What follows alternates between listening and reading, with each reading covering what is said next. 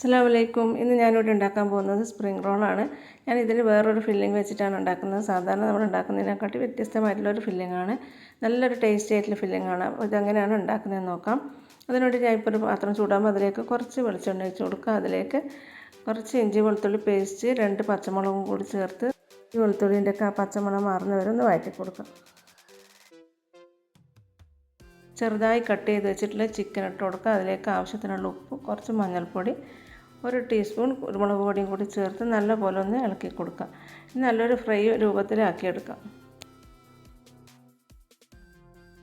Chicken ഏകദേശം fry ആയി വന്നിട്ടുണ്ട്. ഇനി ഇതിലേക്ക് സവാള ചേർത്ത് കൊടുക്കാം. ഞാനിപ്പോൾ വലിയ 2 സവാളയാണ് എടുത്തിട്ടുള്ളത്. ചെറുതായി അരിഞ്ഞിട്ട് ചേർത്ത് കൊടുക്കാം. പെട്ടെന്ന് തന്നെ വെന്ത് കിട്ടാൻ വേണ്ടിയിട്ടാണ് ചെറുതായിട്ട് തന്നെ അരിഞ്ഞ് ചേർത്ത് കൊടുക്കാം. അപ്പോൾ ചിക്കനൊക്കെ ഏകദേശം ഫ്രൈ ആയതാണ്. അതുകൊണ്ട് തന്നെ നമ്മൾ സവാള ചേർക്കുമ്പോൾ ചെറുതായി അരിഞ്ഞ് തന്നെ ചേർത്ത് കൊടുക്കാം. ഇതിൽ നേരത്തെ ഉപ്പ് ഇട്ടിട്ടുണ്ട്. ഇനി ഉപ്പ് വേണമെങ്കിൽ നമുക്ക് നോക്കിയിട്ട് വേണമെങ്കിൽ ചേർത്ത് കൊടുക്കാം. ഇതിലേക്ക് കുറച്ച് മല്ലിയിലയും കൂടി ചേർത്ത് നല്ലപോലെ ഒന്ന് ഇളക്കി യോജിപ്പിച്ച് കൊടുക്കാം. ഇപ്പോൾ നമ്മുടെ മസാല റെഡി ആയിട്ടുണ്ട്. ഞാനിപ്പോൾ റെഡിമെയ്ഡ് സ്പ്രിംഗ് റോളിൻ്റെ ഷീറ്റാണ് എടുത്തിട്ടുള്ളത്. ഇനി ഈ ഷീറ്റിലേക്ക് കുറച്ച് നേരത്തെ ഉണ്ടാക്കി വെച്ചിട്ടുള്ള മസാല വെച്ച് കൊടുക്കാം. ഇതിലേക്ക് കുറച്ച് ചീസും കൂടി വെച്ച് കൊടുക്കാം. എന്തോന്ന് നമുക്ക് റോൾ ചെയ്തെടുക്കാം.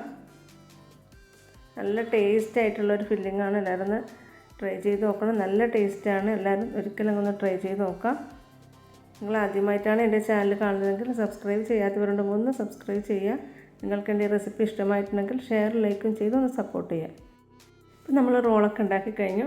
ഇനി നമുക്ക് ചൂടായ എണ്ണയിലിട്ട് ഫ്രൈ ചെയ്തെടുക്കാം.